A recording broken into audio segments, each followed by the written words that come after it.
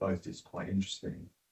But then again, when we look at the workplace, they usually say, "Oh, students turn up thinking they could tell us what to do," and the other way around. Yeah. There's always a tension in that being too flexible, Mhm. and that we'll meet you in your bedroom. Yeah. You think, online in that sense, rather than going, well, actually, these are the structural pillars of what a working life looks like. Yeah. And it will change from studio or practice to practice, but I think there's a real tension there if we do too much. Yeah, agreed. So yeah, a hard line to sort of travel, I think. Yeah, it is. I do think that's a challenge, but I think one thing that I've really enjoyed being here is that there's still a real professional practice. Like there's still standards, there's still expectations. Students are still really pushed. But yes, you don't want students going into interviews turning up in pajamas or turning up with their bed unmade. But I also think that sometimes universities, especially in the pandemic, felt like were so far the other way, where the kind of corporate world had taken over higher education institutes to the point that it felt, I mean, I'm sure we've all been in meetings and things where you think, God, this doesn't, if a student was presenting this way, I'd be livid with them. Yeah. And this is the way that professionals are. So I completely get it. But I think I guess my last point is always, I think if we can foster creative ambition, like that Robert Henri quote, I want students to carry that for their life. No matter if they end up in a different sector or they end up in a different job, I want them to care about the things they make in the world forever, rather than they're they fit the machine, but then 3 years time, they're like, I'm done with this. And they never pick up a pencil again or never make a film again. But I get that ambition, that tension is, I think standards help keep it in control. But yeah, it's difficult. Yeah, okay, we move on to our final speaker then. Thank you, Professor Jordan.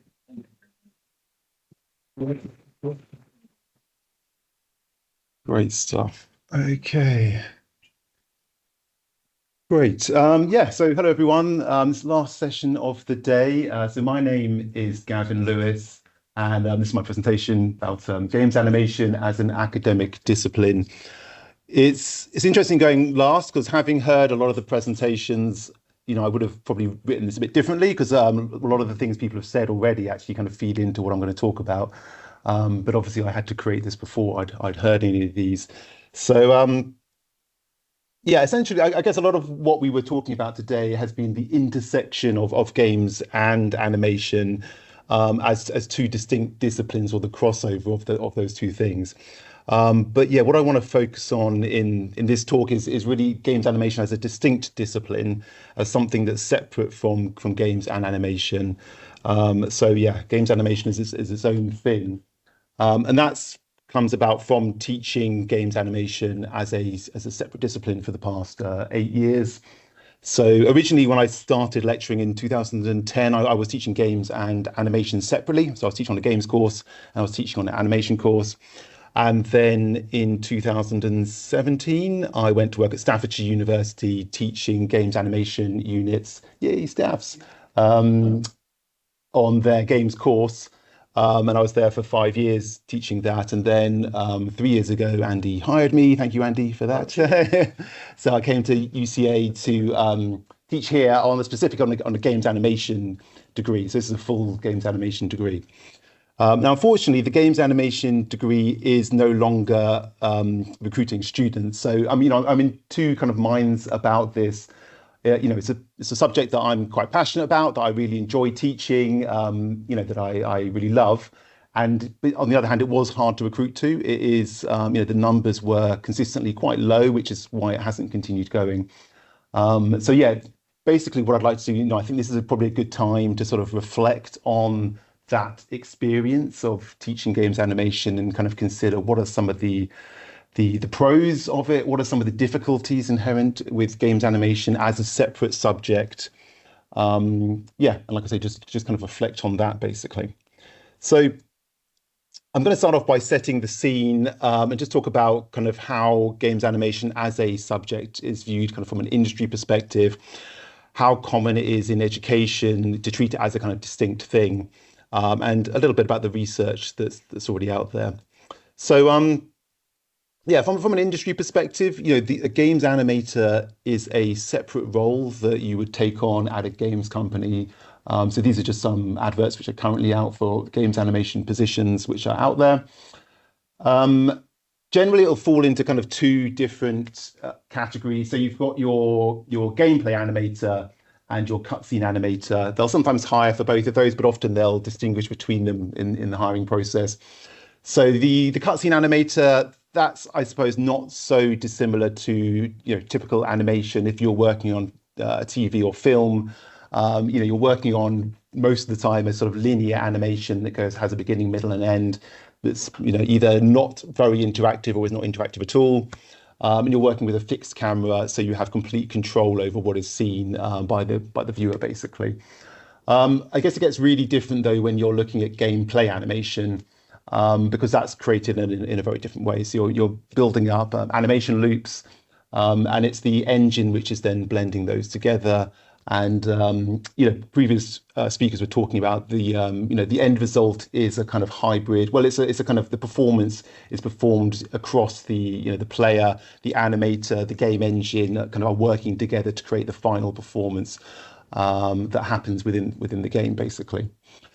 So I think one of the things that's interesting within the industry, and this is particular for 3D animation, and it's not particular to games, this is the same for TV and film, but with 3D animation is that the definition they have, if you're working as an animator, it's a narrower definition in terms of what's included in the definition of animation there.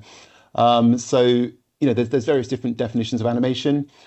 I quite like this one by Alan Cholodenko. He basically says that film is a subset of animation. So, if you went to the Oscars, they'd all be animation awards. There'd be like one category for live action film, and the rest would all be animation.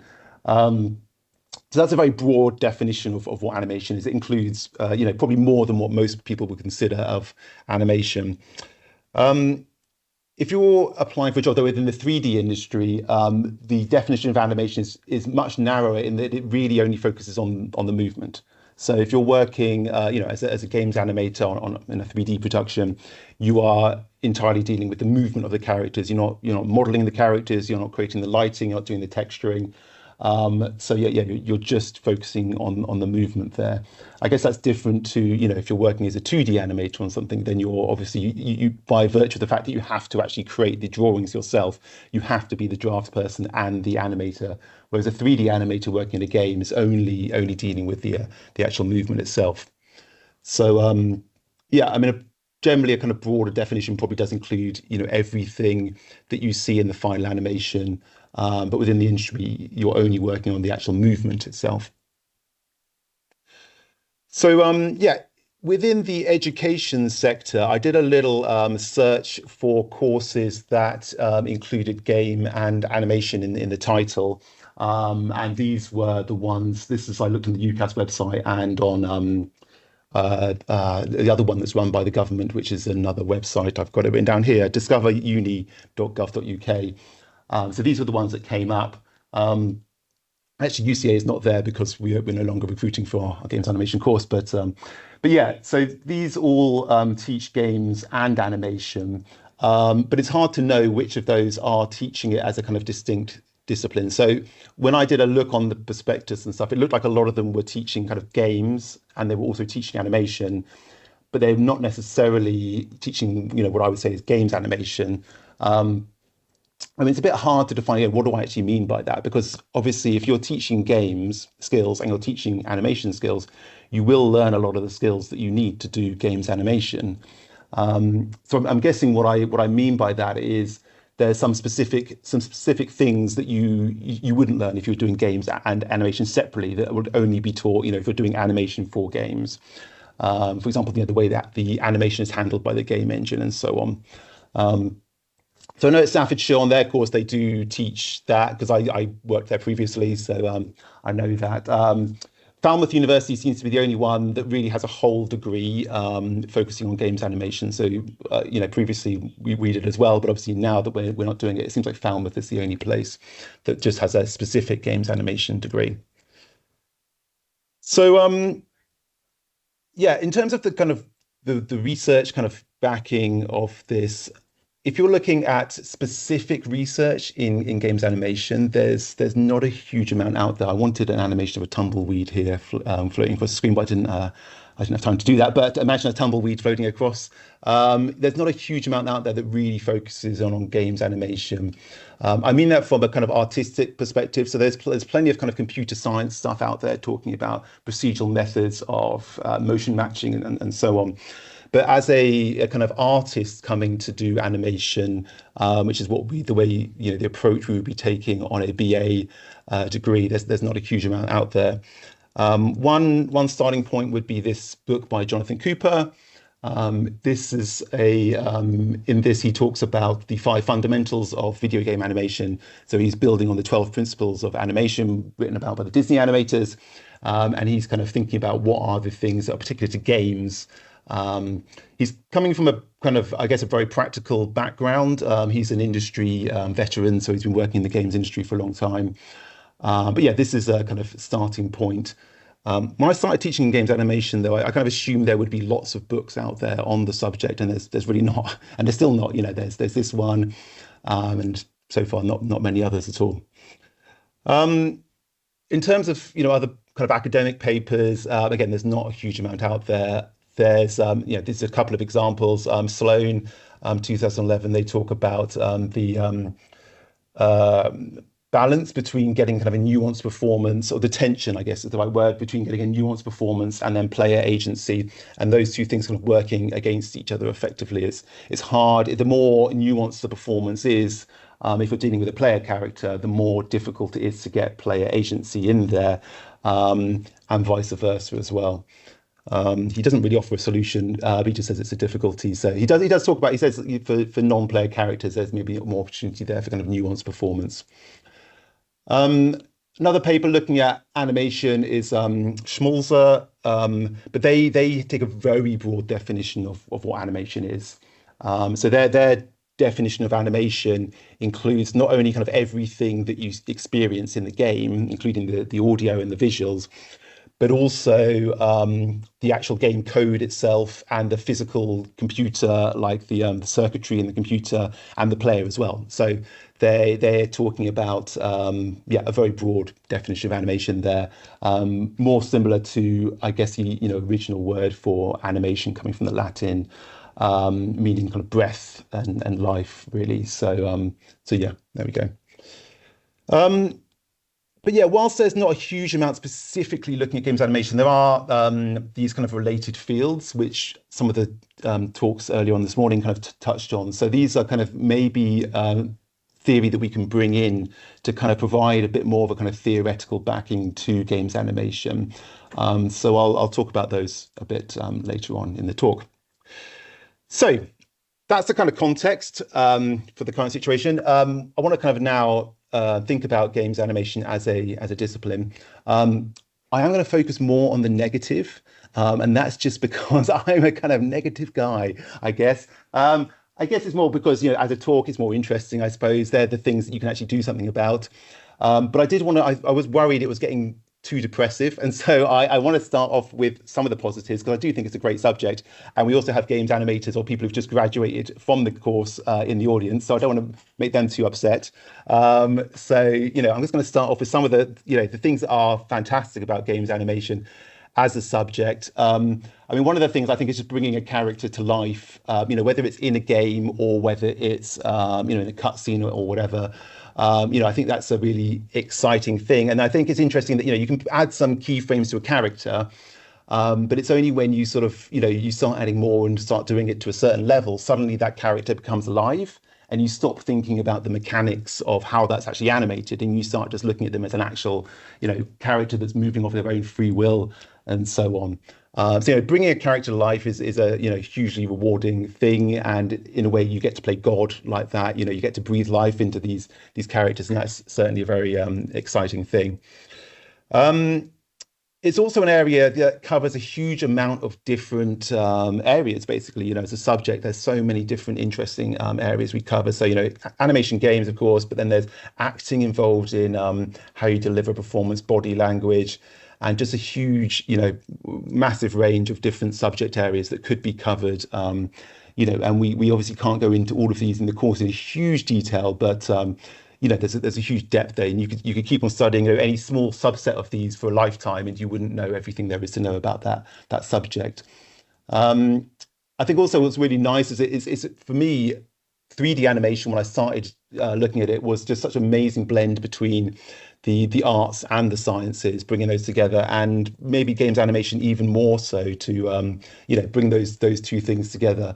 And I think that's also particularly good because there's something in there for everyone. Then generally people tend to fall more on one side, the kind of artistic, or more on the kind of technical side.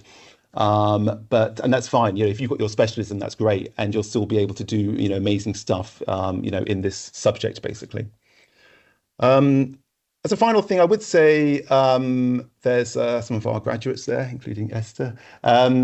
So it also does. It does. I mean, it's interesting. Out of the 3 years we have had many more women on the course, many more girls, women on the course. And I think within the games field, that's probably a bonus, I think, because it is predominantly still very, proportion wise, there's a lot more men in the games industry. So I think, as a bonus, this definitely, it'd be interesting to find out why maybe it appeals more to girls, but that certainly has been the case. I mean, our current third year has just, we only have girls on it. Our second year is a bit more mixed, but and last year we had many more girls, so that's interesting. But yeah, so that's the positive. That's all the positive you're going to get from me. Now we go on to the issues I think. But I'm going to talk about maybe potentially how we can overcome some of these. But these are some of the things that concerned me as I was teaching, and that I would think about and kind of grapple with when we have open days and stuff. Obviously, during open days, you always have to present a very positive side, but then some of the things you'd be thinking to yourself, concerns you'd have. I see this as therapy now. I can kind of express these issues that I've had. But yeah, thank you. So yeah, I'm going to talk about some of these here. So. One of them, people would sometimes say at open days is, it sounds very niche, and in a way, I'm in two minds about it. Part of me would be kind of quite frustrated because I'd say, but it covers so many different areas, and like I've already said, it does cover such a broad range of different areas, and I'm like, well, it's not niche at all. There's like so many things you can look into. I suppose what they're talking about is the end result, the job market. And essentially, I guess it is geared towards, one particular job role, the role of games animator. To be fair, there are different specialisms within that. You can do motion capture, you can be a cutscene animator. But still, it is geared towards that one profession generally. So, I would say that a lot of the skills you learn are going to be transferable and will be transferable to different roles outside, but it's still, it is still a concern, I guess. And, I think potentially if you think of like business studies being like the transit van of the degree world, well, I can imagine, if you do a business studies degree, that's probably applicable in lots of areas.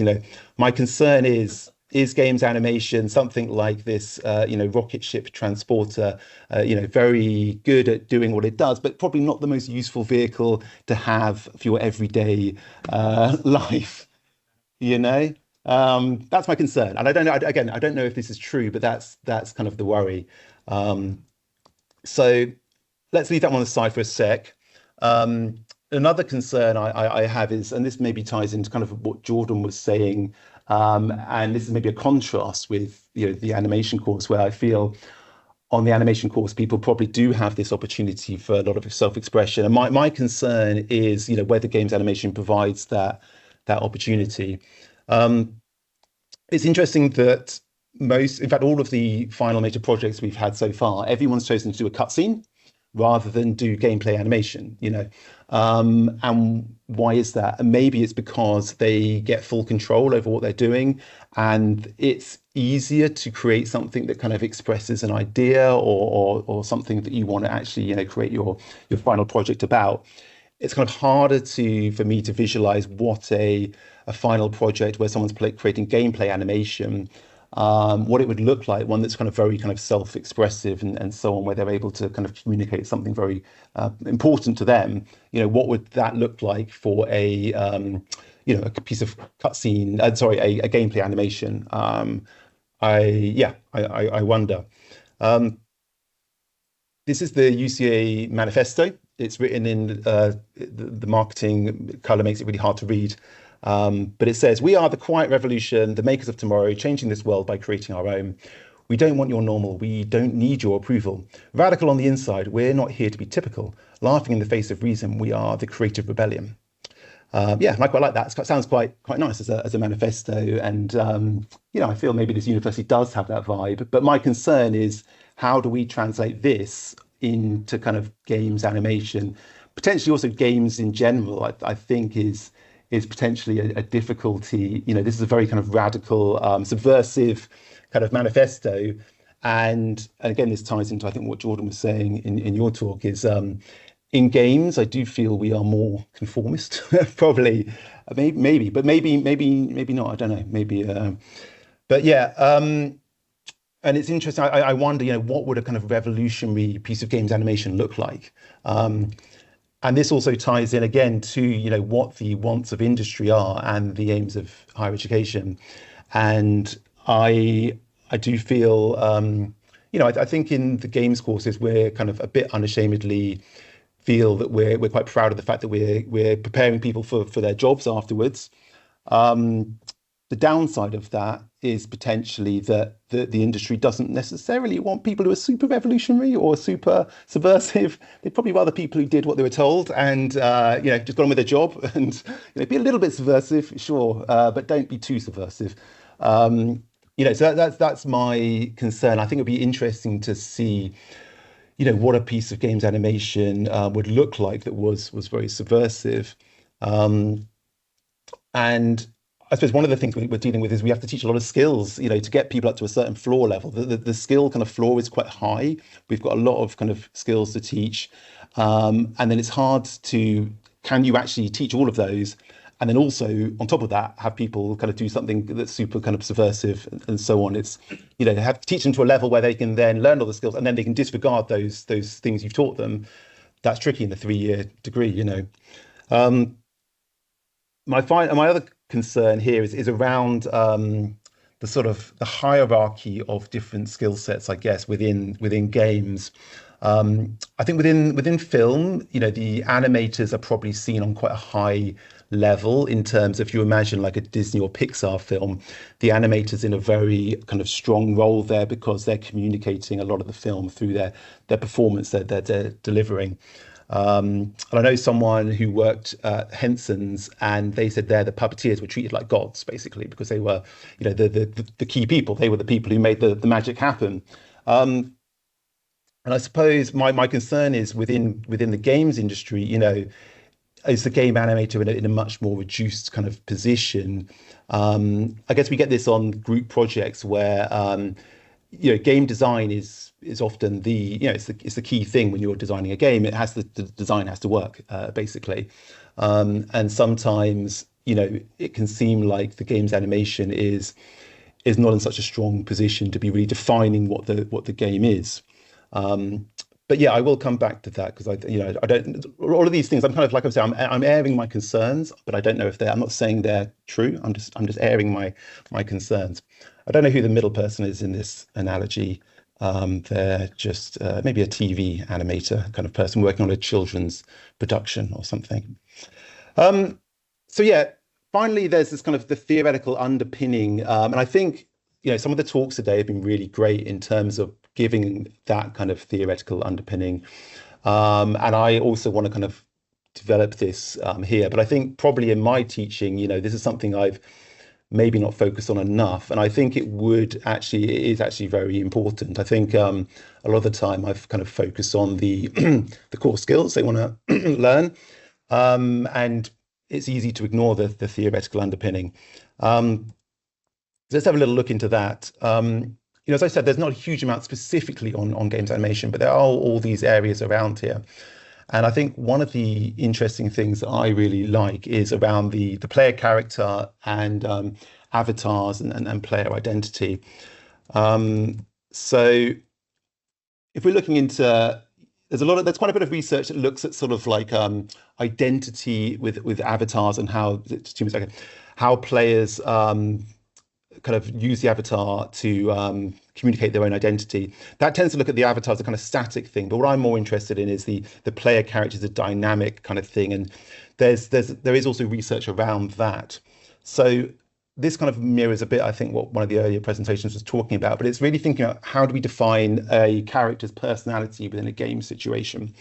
So if you think of a character like Mario, there's people like Vela and Klevsho who talk about this, and they discuss, what's important in a game like Mario is basically what the character can do. So, within a game like Mario can run, Mario can jump on the heads of baddies to kill them. And also the nuance with the way they do that. Mario's quite skiddy, he's quite bouncy when he jumps. And that's quite different to a character like Sonic, who takes a long time to build up their speed. But Sonic can roll and can kill baddies by rolling through them and so on. So the key thing here that defines them as a character is not necessarily so much their backstory or how they look, but it's what they can do in the world, and also how they interact with the environment. So the environment is also completely shaped around who they are as individuals. So through this guy's every little hill here becomes a means to build up momentum, build up speed for Sonic. So it changes from the kind of Cartesian idea of I think to the I can. That's the idea here. And the Vela and Klevsho relate this to Merleau-Ponty's ideas here about existence in the world being a sense of what can you do in the world, basically. I'm going to skip through this because I'm running low on time, but I think basically this provides quite a nice means, to bring animation into a kind of more important light, I think. So rather than being focused just on purely the movement of the character, we're thinking about it in a much kind of broader terms here. We're talking about the way the character feels. We're talking about the personality of the character, and also about the whole of the player experience, basically, because the animation, the way they move through that environment, completely defines that kind of experience. Analogy here is one of my friends works at Jaguar Land Rover as a vehicle dynamics analyst, and their role is basically to create the driving experience of a car, of a vehicle, basically. So they're looking at how does it feel to drive that car. And in a similar way, this is what the game animator is, has control over when they're creating the animations for a game. Is how does that character feel, and what is the player experience? So, yes, I think one of the great benefits. I had to rush through that a little bit, but one of the benefits of having this theoretical and underpinning is, and I think there is more you can bring in there, but I do think it will provide a means maybe to be a bit more kind of revolutionary and subversive in what the students are doing or what you're doing as a games animator, because I think without having that, all you've got is the kind of the skills you're learning, the kind of very practical skills, and you don't really know what boundaries you're kind of pushing in a way. Whereas having a sort of theoretical underpinning, maybe gives you a better understanding there of kind of, okay, what are you doing? And then how you can actually subvert those ideas as well. So in conclusion, I was worried that I would have to kind of like rush through the end bit and not really focus too much on the negative stuff, and not have the time at the end to kind of say actually why it's not so bad. But yeah, I mean, I think there are still some difficulties with it, in terms of it being niche. I mean, I think there are a lot of niche courses out there. I did fine art as a degree. That doesn't sound that niche, but actually, if you think about the fact that on a fine art course, they don't teach you painting or sculpture, they teach you conceptual art. And in your day-to-day life, your opportunity to create conceptual art is pretty minimal. I've got to say, I haven't been able to do it that much since I finished my degree.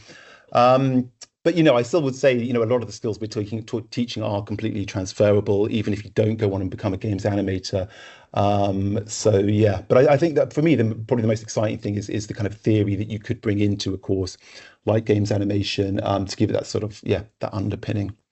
So, yeah, that is the end of my presentation. Thank you very much.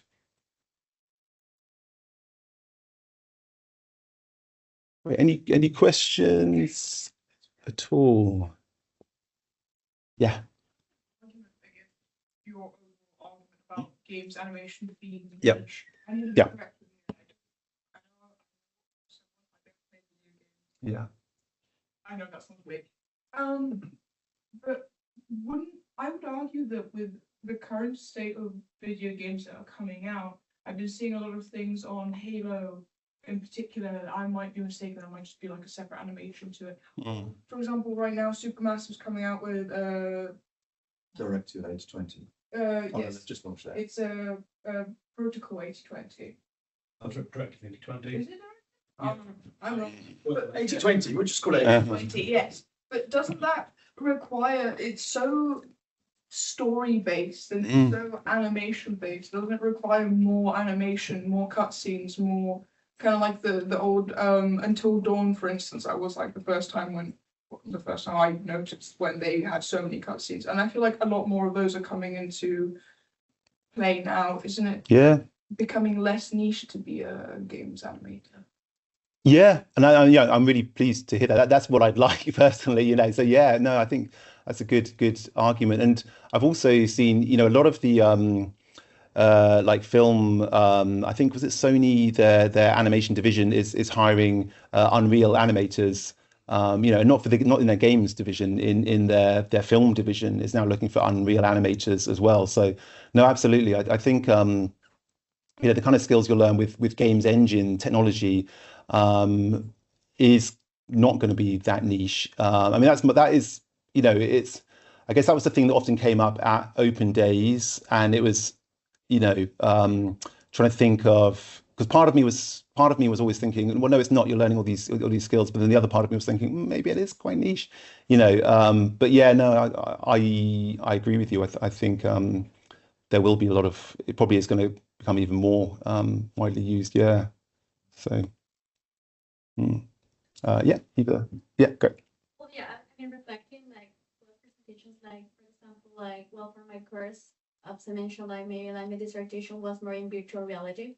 I've seen just like a huge it's growing a lot. This side of where's a lot of motivation behind animation or just video games. There's a lot of interest behind that. And well, in my case, I realized for my dissertation we did virtual reality immersion, which was interactive because now we come close. I think the difficulties is everything is interactive and just bigger and bigger and bigger.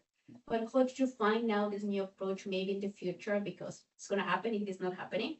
Virtual reality is a fact now, and we need to transport ourselves how we wanna work in this environment. A lot of Unreal Engine, we use Unreal Engine for that.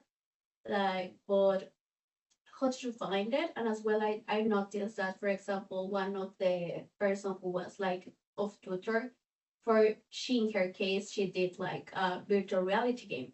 But for her, I was a person in charge of framework. For example, my part was more the framework, because for her, for example, wasn't important the identity, the design, or the storytelling. For example, in her pipeline, she was no, first the engine, the animation. I mean, it was quite fast, to be honest, but it was no later. And for me, it's the opposite. For me, it's first I need to know what I want to speak for create something. And it was quite interesting, because I noticed for the other groups, beautiful projects about video game, we presented a lot of video games. The one was Pixel, and the other was we were doing the pitch. Almost everyone ignored the department of art direction, of production design, and screenwriting. Everyone jumps strictly to rigging, animation, or modeling, or programming, which is very important, essential. But I have noticed, this is a decreasing in narrative storytelling. At the same time, the pipelines for virtual reality is changing a lot. So for this perspective, first professor, how would you will jump up how you're realizing it's becoming more niche and bigger everything. Interesting. I mean, what you were saying about kind of some of the students not, some of them having the idea first and then using the skills to realize that vision. And then the other one is where you kind of teach the skills first, and then you with the skills, then you can have something to say. And those are two different ways of teaching. I suppose what you were saying, Jordan, when we were having a chat the other day, was more, within the animation, you're kind of more focused on the idea first, and then the skills to do that. I mean, I suppose the difficulty with games animation is the skill floor is so annoyingly high. It's like if I say to my students, oh, come up with a character, but they can't model that character in 3D. To model a 3D character is really hard. I suppose if you're doing a 2D animation, then not that 2D is easy, because it's not, but students have a lifetime. Most students on an animation course already have 18 years, or maybe they haven't maybe they've been joined since they were 2, so 16 years, let's say, of drawing behind them already. So they're already highly skilled in kind of drawing, whereas in 3D to creating animation, often you're kind of starting from scratch. So it's difficult. But yeah, I mean, I think I don't know how you square that circle in terms of giving them the skills they need to communicate something, but then also having them. Have you got an answer, Jordan, on how we? No, just so much question, but Yeah. the other thing that very quickly thought was the idea that film has existed so much longer than video games, and so culturally we understand so much more the roles that play through film, whether it's camera operator to actor to director to producer. It's kind of we know it growing up that there's these different roles, and I feel like I'm older, so I'm not of a student age. I'm sure you've been exposed to more of that, but for me growing up, video game production was a hidden thing. You didn't really understand the different roles in it, and I wonder if that plays a factor as well as the medium becomes the norm. Like it is such a normal thing now. We understand the people that are needed as part of it, whereas I feel like 10 years ago people didn't have a clue who made video games, who the different roles were, and so maybe that will shift some of that perception as well of it being niche. Yeah, it's interesting. I still feel it's kind of a bit more hidden than in film, maybe because film is kind of a bit sexy and they've got movie stars and stuff, and also because it's more practical, you can see it. Whereas a lot of the time in computer, people are sat at computers, and then it's a bit less accessible because you don't know what they're doing when they're just sat at the computer. Whereas on a film set, you can kind of see visually what's going on. But it's have grown up with Last of Us making a documentary on YouTube, or Indie Game the Movie being a thing that millions of people are seeing in a way that 10 years ago, 20 years ago, it wasn't happening. Yeah, definitely. I'd like to make a point. We are now past this event. I think it's great for everyone to continue having this conversation. I think you had a question at the back that's not yet been asked. But Bea, just to make the point, we have on time officially, and I think there are plans to convene to we're going to head to the pub if anyone would like to join us. Yeah. Which one is it? Shall I bring it up on the yeah